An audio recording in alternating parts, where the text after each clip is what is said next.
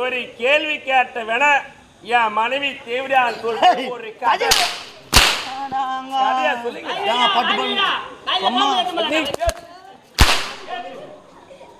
சும்மா சும்மா வச்சுனுங்கிற போன காசு இல்லாட்டம் உக்காருங்க. இப்ப தெரிஞ்சா கேள்வி கேட்கறது எப்படி பதில் சொல்றது எப்படின்னா இந்த அடி அடிக்கிற நம்ம பௌத்துக்கு என்ன பண்ணுவோம்? பீ தான் பிரியாணி பிரியாணி பிரியாணியா பிரியாணியா பிரியாணி விலைக்குமா காசு இல்லாத இருந்தாலும் ஆமாங்க இரடா காலத்தாமதம் பண்றான் கட்டுக்கதை கொட்டளிக்கின்றான். சரி விடு.